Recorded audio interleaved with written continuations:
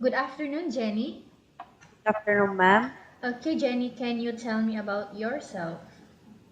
I am Jenny Elevado, 30 years old, married with 4 kids. Okay, I have a few questions for you to answer, Jenny, so let's start. Yes, ma'am. Why do you want to work as a maid? Support my family and for the education of my kids. Why you choose Malaysia when there is a lot of other country? Because it's near here in the Philippines and the same time here in the Philippines and to know more about their tradition and culture. How are you qualified for this job?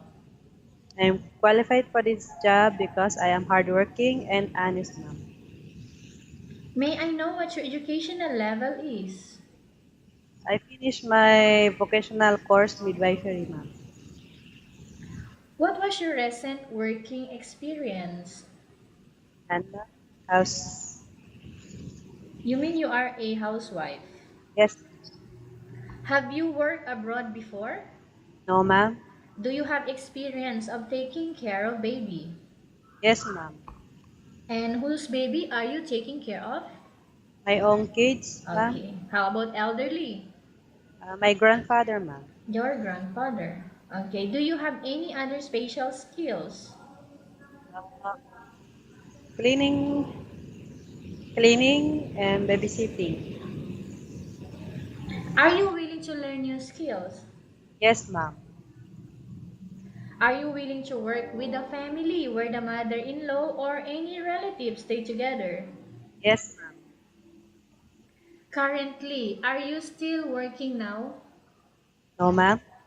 Do you know how to cook? Yes, ma'am. What sort of food can you cook? Filipino food, ma'am. Are you aware that you will have to do washing, cleaning, ironing, and cooking? Yes, ma'am. From all the house chores that I mentioned to you, Jenny, which do you like most? Hand wash, I washing, ma'am.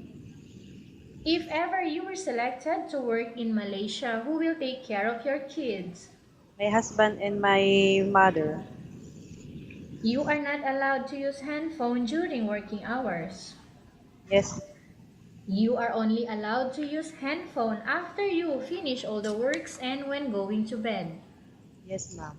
You are strictly needed to surrender the handphone to your employer in the morning and your employer will return back to you once you're going to bed. Yes, ma'am. If ever your employer finds out that you're abusing of using your handphone and it's affected your work performance, your employer will confiscate your handphone and you are not allowed to hold it anymore. Yes, ma'am. Instead, Jenny, your employer will allow you to call to your family 3 times in a month. You only allowed to bring normal phone and you are not allowed to bring smartphone. Are you agreed for the terms and condition? Yes, ma'am. Are you agreed to the rules and regulation for the handphone? Yes, ma'am. How many years is the contract as you agreed and understands? 2 years, ma'am. Can you describe for me your attitude, Jenny? I am hardworking, ma'am, and polite, honest. How can you assure to us that you will work hard in Malaysia? I will assure, ma'am, because it is for my kids and for their futures. Okay, can you promise not to use the telephone without the permission of your employer? Yes, ma'am. Can you promise not to use the telephone again without the permission of your employer? Yes, Okay. Can you promise not to put on makeup but to dress properly while work? yes, ma'am. Can you promise not to invite friends and relatives without the consent of your employer? Yes, ma'am. Can you promise not to ask for advance salary from your employer under any circumstances? Yes, ma'am. Do you really understand of the rules and regulation of the agency? Yes, Do you pay any placement fee for you to come to Malaysia to work as a maid? no, ma'am. Do you have any history of sickness, breast cancer, or any other illness? No, ma'am. None, ma'am. Do you suffer from any skin diseases, allergy, or physical defect? No, ma'am. Do you smoke? No, no, ma'am. Have you undergone any operation before? Yes, ma'am. Minor operation, ma'am. Like? Ligation, ma'am. When was that? 2015. Okay, are you medically fit or are you fit to work? Yes, ma'am. Are you in any medication right now? No, ma'am. Are you allergic with any food? No, ma'am. Are you preferred to work for the employer of any races? Yes, ma'am. Are you preferred to eat the type of food taken or given by your employer? Yes, ma'am. Are you afraid of being left alone in the house? No, ma'am. Are you afraid of dogs or other pets? Yes, ma'am. Okay, you're afraid of what? Dogs, ma'am. Dogs, okay. Can you promise to work according to instruction from your employer? Yes, ma'am. Do you have any immediate family working in Malaysia?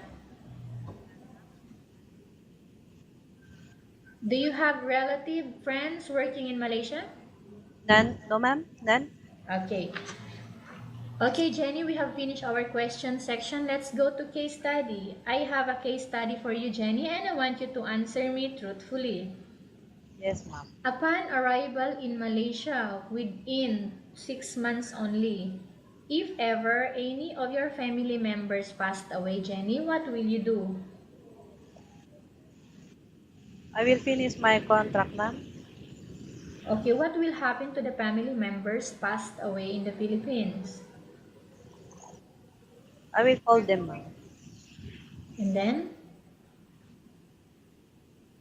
you will not send them money? Send them money. I have, ma'am. Okay, 6 months already you are working. Of course, you have money that time. Okay, anyway, Jenny, tell us about yourself again and why do you want to work in Malaysia as domestic helper? Ma'am, I am Jenny Elevado. I am willing to work in Malaysia to support my family and for the education of my kids.